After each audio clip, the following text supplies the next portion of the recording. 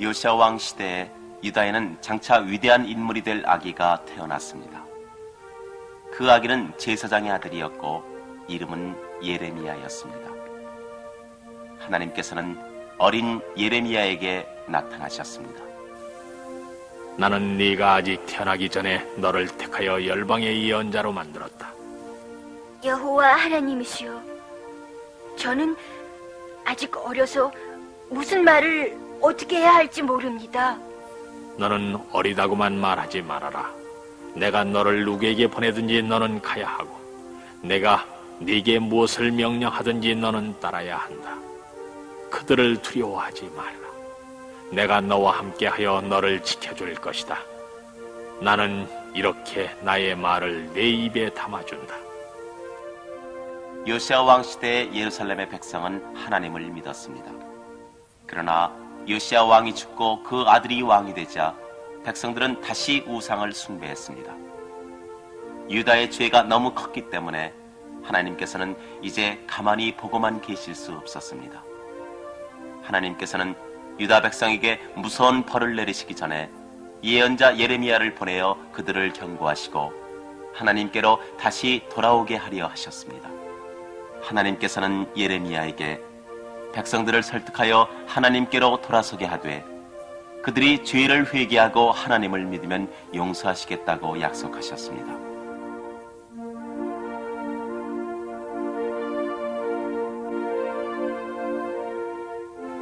예레미야는 이렇게 예언했습니다. 이스라엘 백성은 저희들의 하나님을 잊었다. 예루살렘의 거리를 돌아다니면서 바르게 살며 믿음을 지키며 사는 사람이 하나라도 있는지 너희 눈으로 찾아보아라. 그들은 나그네와 고아와 과부를 조롱하며 죄 없는 피를 흘리게 한다. 더욱이 그들은 이상한 신을 섬긴다. 예루살렘아, 사악한 마음을 버려라. 그러면 구원을 받을 것이다. 하나님께서는 이렇게 말씀하셨다. 돌아오라, 타락한 자들아, 내가 고쳐주리라. 나는 자비로우니 너희에게 화를 내지 않으리라. 누가 내 말, 내 경고를 듣겠느냐? 너희들은 하나님을 버리고 다른 신을 섬겼듯이 너희 땅이 아닌 다른 나라에서 그 나라 사람들을 섬기게 될 것이다. 이 땅은 황폐해질 것이다. 이 땅은 하나님 말씀을 듣지 않고 충고도 받아들이지 않았기 때문이다. 유다의 지도자들은 예레미야가 곧 재앙이 내릴 것이라고 계속 예언하기 때문에 예레미야를 싫어했습니다. 그래서 만일 예언을 그치지 않으면 죽이겠다고 협박했습니다. 그러나 하나님께서는 예레미야를 지켜주신다고 약속하시고 경고를 거듭 되풀이하라고 명령하셨습니다. 만일 백성들이 하나님께로 돌아오지 않으면 그들이 포로가 되어 끌려갈 것이라고 하셨습니다. 예레미야가 지도자의 협박에도 불구하고 하나님을 따랐으므로 제사장들은 예레미야의 발에 착고를 채웠습니다. 착고란 발을 못 움직이게 채우는 나무로 만든 형틀입니다. 하루 종일 예레미야는 착고를 차고 있었습니다. 발은 아픈 데다가 사람들은 그를 비웃었습니다. 다음 날 그는 풀려났습니다. 그리고 그는 두 번 다시 하나님의 이름으로 예언하지 말아야지 하고 자신을 타일렀으나 말하지 않고는 견딜 수 없다는 것을 알았습니다. 하나님의 말씀은 타오르는 불꽃처럼 그의 가슴 속에서 솟아나고 있었기 때문입니다. 예레미야는 계속 예언을 했습니다. 여호아하스는 아버지 요시아처럼 하나님을 두려워하는 왕이 아니었습니다. 그는 자신을 위해서 빨갛게 칠한 향나무로 아름다운 성을 세웠습니다. 그는 사람들에게 품삯도 주지 않고 일을 시켰습니다. 자기 백성들에게는 관심을 가지지 않았으며 가난한 사람들을 돌보지도 않았습니다. 그러던 중 지난날 요시아 왕을 죽인 애굽 왕 느고가 유다에 와서 여호아하스 왕을 붙잡아 애굽으로 끌고 갔으며 평생을 감옥에 가뒀습니다. 느고 왕은 여호아하스 왕의 형 여호야김을 왕으로 세웠습니다. 그리고 해마다 이스라엘 사람에게 많은 돈을 바치게 했습니다. 이렇게 해서 예레미야의 예언이 이루어지기 시작했습니다.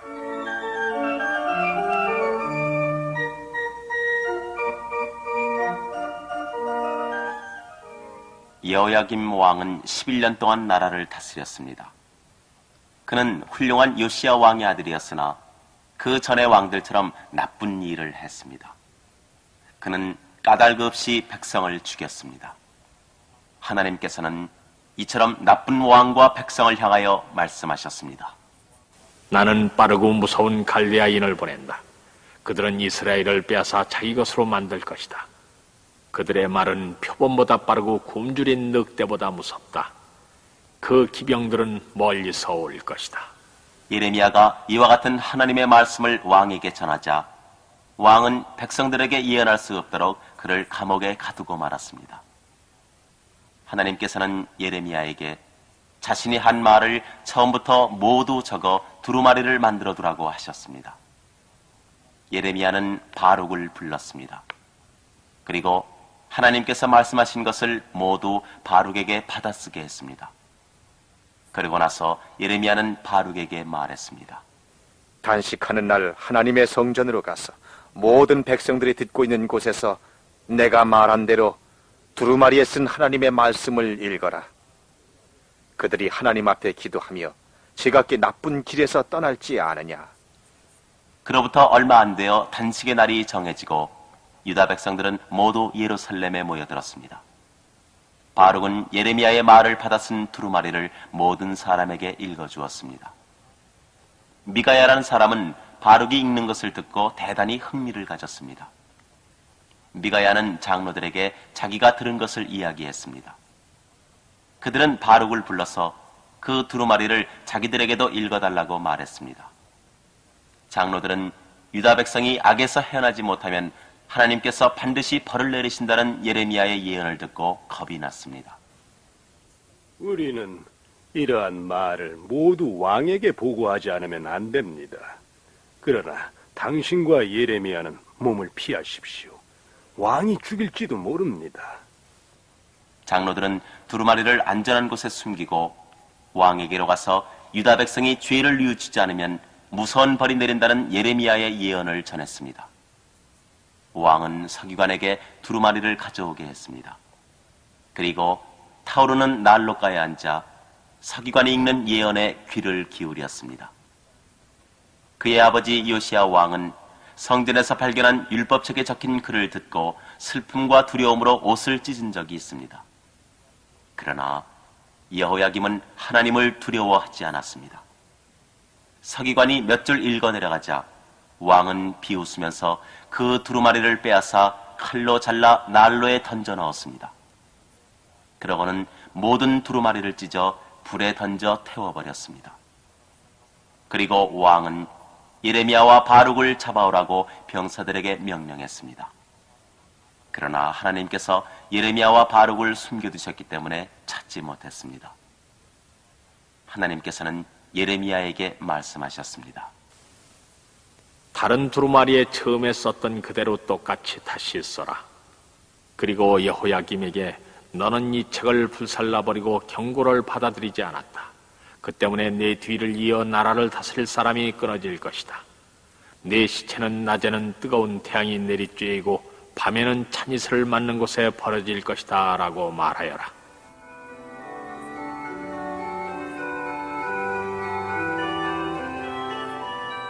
드디어 하나님께서 유다 민족을 벌하실 때가 왔습니다.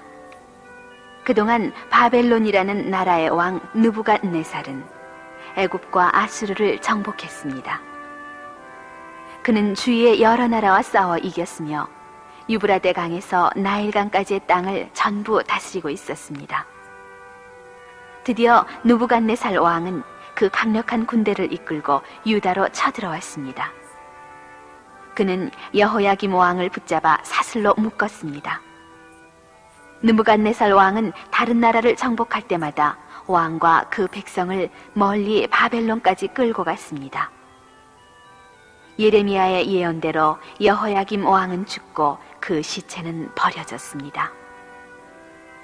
아무도 이 나쁜 왕의 시체를 묻어주지 않았습니다. 백성들은 잇따라 일어나는 일에 겁이 나서 정신을 차릴 수 없었으므로 왕의 일에 마음을 쓸 겨를이 없었습니다. 느부갓네살 왕은 여호야김의 아들인 여호야긴을 유다 왕으로 세웠습니다. 그는 유다 나라의 신분이 높은 신하들을 바벨론으로 끌고 가서 자기의 궁전에서 일하게 했습니다. 바벨론 왕은 몇 해 전에 솔로몬이 지은 금으로 된 성전을 보았으며 거기에 있는 순금 접시에 마음이 끌려 바벨론에 있는 자기 우상의 신전으로 그 접시를 가져왔습니다. 느부갓네살 왕이 예루살렘에 온 것은 이것이 처음이었는데 석 달 뒤에 다시 왔습니다. 이번에는 젊은 여호야긴 왕과 태후와 왕비 그리고 신하들을 모두 바벨론으로 끌고 갔습니다. 10,000명이나 되는 포로가 바벨론에 끌려갔습니다. 느부갓네살 왕은 성전과 궁전에 남은 보물도 가져갔습니다. 운반하기 힘든 아름답고 커다란 금접시는 부수어서 가져갔습니다. 예레미야의 무서운 예언이 모두 이루어졌습니다. 노인과 어린이들도 모두 집에서 끌려나와 뜨거운 사막을 지나 먼 바벨론으로 끌려갔습니다. 병사들이 포로들을 거칠게 다루었기 때문에 도중에서 많은 사람이 죽었습니다. 불쌍한 백성들은 울면서 1000km가 넘는 길을 끌려갔습니다. 느부갓네살 왕은 아주 가난한 사람들만 예루살렘에 남겨두었습니다. 끌고 갈 값어치가 없었기 때문입니다. 그는 요시야 왕의 셋째 아들인 시드기야를 예루살렘에 남아있는 사람들의 왕으로 삼았습니다. 그리고 시드기야에게 배반하지 않겠다는 약속을 받았습니다. 그러나 시드기야는 악한 왕이었습니다. 하나님께 의지하지 않았습니다. 또한 왕과 백성들은 예레미야의 예언에 귀를 기울이지 않고 계속해서 악한 일만 했습니다. 예레미야가 시드기야에게 느부갓네살 왕과의 약속을 지키라고 경고했는데도 그는 왕이 된 지 9년 뒤에 느부갓네살 왕을 배반했습니다. 그리하여 느부갓네살 왕은 또다시 예루살렘에 쳐들어왔습니다. 왕은 예루살렘 성벽 밖에서 진을 치고 성읍을 공격했습니다. 화가 난 방백들은 예레미야가 느부갓네살 왕의 병사와 친하다고 해서 예레미야를 옥에 가두었습니다. 2년 동안이나 느부갓네살 왕의 군대들이 예루살렘을 공격했고 드디어 먹을 것이 없어서 성 안의 백성들은 굶주리게 되었습니다. 시드기야 왕은 몰래 예레미야를 불러서 물었습니다. 하나님께로부터 무슨 말씀이 없느냐? 하나님께서는 왕이 바벨론 왕에게 붙들리게 된다고 말씀하십니다. 예레미야는 왕에게 다시 감옥의 구덩이에 넣지 말아달라고 부탁을 했습니다. 그래서 왕은 예레미야를 시위대 뜰에 있게 했습니다. 그리고 성읍에 먹을 것이 있는 한 그에게 날마다 음식을 주게 했습니다. 예레미야는 시드기야 왕에게 느부갓네살 왕과 싸우지 말고 항복하기를 권했습니다. 만일 백성들이 싸움을 계속한다면 그들은 반드시 칼에 맞거나 굶주리거나 병들어 죽게 되지만 항복을 하면 목숨은 구할 수 있다고 말했습니다. 그러나 시드기야 왕과 그의 신하들은 이 말에 화를 냈습니다. 예레미야를 죽여야 합니다. 그는 백성들의 마음을 약하게 만들어 항복하기를 권하며 용기를 잃게 하고 있습니다. 너희가 좋을 대로 해라. 난 너희 말을 듣지 않고는 아무 일도 할 수 없으니까. 신하들은 예레미야를 다시 감옥에 넣었습니다. 말이 감옥이지 궁전의 시위대 안에 있는 깊은 구덩이였습니다. 그곳엔 물은 없었지만 밑바닥은 미끄러운 진흙이었습니다. 예레미야는 진흙 속에 빠져들어갔습니다. 그때 왕궁에 흑인 환관 에벤멜렉이라는 사람이 있었습니다. 그는 예레미야에 대한 이야기를 듣고 왕에게로 가서 말했습니다. 신하들은 예레미야를 너무 심하게 다루고 있습니다. 그들은 예레미야를 진흙구덩이에 넣었습니다. 그는 거기서 죽게 될 것입니다. 사람 30명을 데리고 가서 꺼내주어라. 왕의 명령을 듣고 에벤멜렉은 서둘러 사람들 30명을 데리고 컴컴한 감옥으로 갔습니다. 그는 낡은 천조각과 낡은 옷가지를 가져가서 예레미야에게 던져주며 말했습니다. 이것들을 겨드랑이에 끼우고 밧줄을 그 위에 두르시오. 이렇게 해서 예레미야는 그 구덩이에서 나올 수 있었습니다. 그러나 왕은 여전히 그를 석방하지 않고 시위대 뜰에서 감시를 받게 했습니다. 그곳에서는 신선한 공기를 마시고 태양을 볼 수 있었습니다. 하나님께서는 전에 예레미야를 지켜주신다고 약속했었습니다. 예레미야가 시위대 뜰에 갇혀 있는 동안에도 싸움은 계속됐습니다. 그러나 시드기야 왕은 자존심이 강했습니다.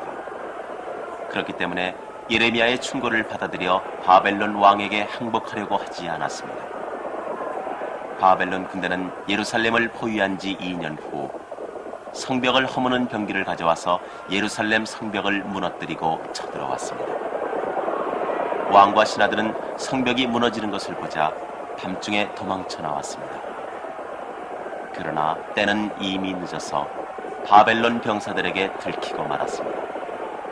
바벨론 병사들은 시드기야 왕과 신하들을 곧 뒤쫓아가서 붙잡았습니다. 병사들은 왕과 신하들 그리고 그들의 아이들을 느부갓네살 왕에게로 끌고 왔습니다. 느부갓네살은 대단히 잔인하여 아이들과 신하들을 모두 죽였습니다. 시드기야가 세상에서 본 것 중에 이처럼 잔인한 일은 처음이었습니다. 마침내 느부갓네살 왕은 병사들에게 명령하여 시드기야 왕의 두 눈을 뽑아내게 했습니다. 장님이 된 시드기야 왕은 바벨론에 끌려가 감옥에 갇힌 몸으로 일생을 지냈습니다. 바벨론 병사들은 잠시 예루살렘을 떠났다가 완전히 멸망시키려고 되돌아왔습니다. 그들은 가져갈 수 있는 것은 전부 꺼낸 뒤에 유다 백성의 자랑이었던 솔로몬의 아름다운 성전을 태워버렸습니다. 금숟가락, 금접시, 금촛대도 모두 가져갔습니다. 성전 앞에 서 있던 훌륭한 청동 기둥도 부숴서 바벨론으로 가져가 버렸습니다. 병사들은 예루살렘의 훌륭한 건물은 모두 태워버렸고 성벽도 부숴버렸습니다. 끝으로 느부갓네살 왕은 아주 가난한 사람만 남겨둔 채 그 밖의 사람들은 거의 다 끌고 갔습니다.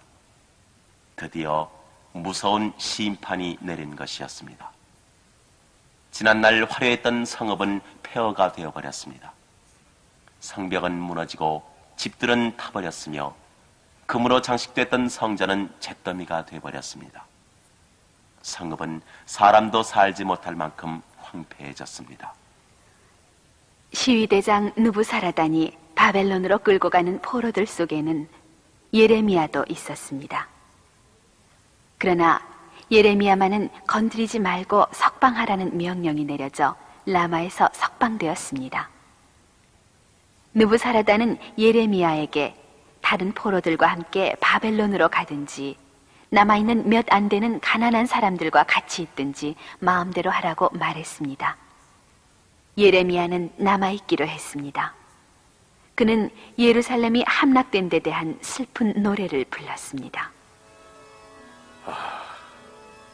옛날엔 사람들이 들끓던 이 성, 지금 밤새도록 울부짖으며 그 뺨에는 눈물이 흐른다.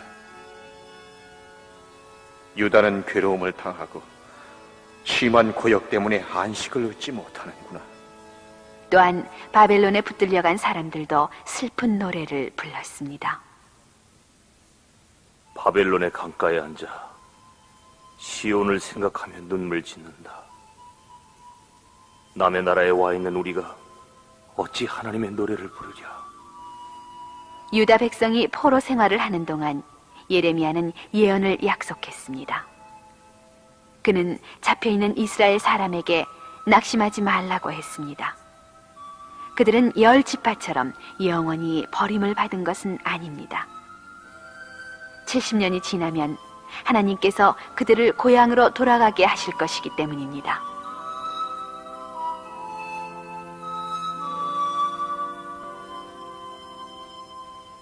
백성들이 하나님을 잊어버렸기 때문에 하나님께서 그들을 벌하셨지만 하나님께서는 그들을 아직도 사랑하고 계셨습니다. 하나님께서는 다음과 같이 약속하셨습니다. 그들은 나의 백성이 되고 나는 그들의 하나님이 된다. 나는 나의 노여움으로 그들을 쫓아버린 여러 나라에서 그들을 불러 모을 것이다.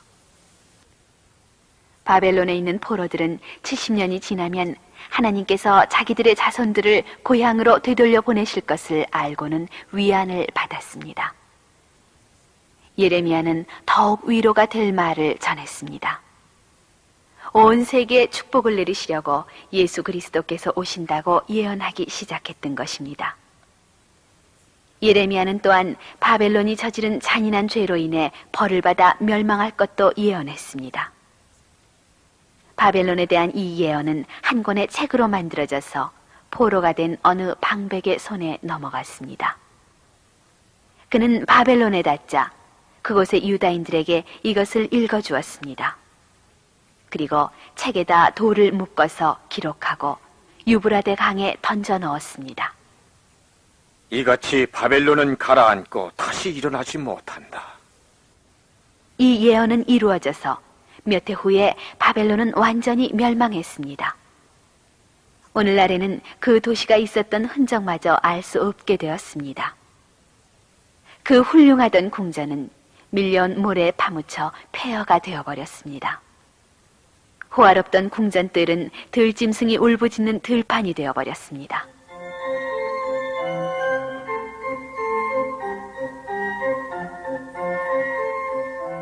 느부갓네살이 처음으로 예루살렘에 갔을 때 그는 신하 중에 한 사람에게 유다인 왕족과 귀족의 아들 중 몇 사람을 데려오라고 명령했습니다. 그는 특히 얼굴이 잘생기고 재주가 있고 지식을 갖추어 왕을 모실 만한 사람들을 뽑아오라고 했습니다. 그들을 바벨론으로 데려와서 갈대아 말을 가르치고 바벨론의 관습이나 지식을 가르치려는 것이었습니다. 그래서 유다인 귀족들 중에 몇 사람이 뽑혀서 바벨론 궁전으로 오게 됐습니다. 그 가운데 다니엘, 하나니아, 미사엘, 아사랴가 있었습니다. 그들은 왕의 혈통을 이어받은 소년들이었습니다. 아마 요시야 왕의 조카들이었나 봅니다. 바벨론 왕은 유다인 귀족 소년들이 유다 이름을 그대로 쓰는 것을 싫어했습니다. 그래서 그들에게 갈대아식 이름을 지어주었습니다. 다니엘은 벨드사살이라고 불렀습니다. 그리고 하나냐는 사드락으로, 미사엘은 메삭으로, 아사랴는 아벳느고라고 불렀습니다. 느부갓네살 왕은 이 소년들이 훌륭한 교육을 받아야 할 뿐만 아니라 건강해야 한다고 생각했습니다. 그래서 왕이 먹는 음식을 먹게 하고 왕이 마시는 포도주를 마시게 하라고 했습니다. 이 명령을 듣고 귀족 소년들은 곰곰이 생각했습니다. 그 옛날 모세는 먹어야 할 음식에 대한 엄한 규정을 만들었습니다. 그들은 깨끗한 동물의 고기밖에는 먹을 수 없었습니다. 또 피가 남아있는 고기를 먹어서는 안 됐습니다. 만일 왕의 음식을 유다의 귀족 소년들이 먹는다면 반드시 율법을 어기게 되는 것입니다. 다니엘은 왕이 주는 음식이나 포도주를 먹지 않기로 마음먹었습니다. 다니엘은 아주 어릴 때 유다에서 끌려왔지만 하나님을 충실히 섬기고 있었던 것입니다. 다니엘은 식사를 담당하는 사람을 찾아가서 자기와 세 친구는 왕이 먹는 음식과 같은 고기나 포도주를 먹지 않게 해달라고 부탁했습니다. 이 귀족 소년들은 친구나 가족들과 떨어져 있었지만 하나님께서 함께 계셨습니다. 하나님께서는 식사를 담당하는 사람에게 호의를 베풀도록 계시를 내리셨습니다. 그는 다니엘에게 말했습니다. 너희들이 좋아하는 음식을 먹이고 싶지만 만일 너희들 건강이 다른 사람들보다 나빠지면은 왕은 내 목을 자를 것이다. 열흘 동안만 시험해봐 주십시오. 우리들에게 채소와 물을 먹게 한 다음 왕과 같은 음식을 먹는 소년들과 비교해 보십시오. 할 수 없이 그는 열흘 동안 시험하여 보기로 했습니다. 열흘이 지났지만 네 사람의 귀족 소년은 왕과 같은 음식을 먹은 어느 누구보다 건강했습니다.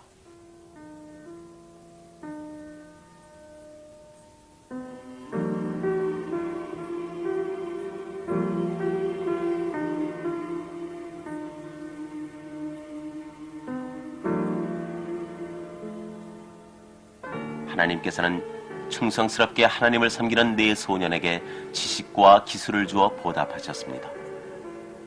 다니엘은 환상이나 꿈을 판단할 수 있게 되었습니다. 3년이 지나자 젊은 유다인 귀족을 돌보던 신하들은 그들을 훌륭하게 치장한 후 왕에게로 데려갔습니다. 이제는 모든 청년들이 갈대아 말을 잘했습니다. 또한 갈대아의 관습이나 예법을 모두 배웠기 때문에 왕의 물음에 어떻게 대답해야 하는지도 잘 알고 있었습니다. 왕은 젊은이들과 이야기를 주고받은 다음 다니엘, 사드락, 메삭, 아벳느고를 뽑아 왕궁에서 일을 보게 했습니다. 이들의 지식이나 이해하는 힘이 나라 안의 모든 술객과 학자보다 훨씬 뛰어나다는 것을 알았기 때문이었습니다.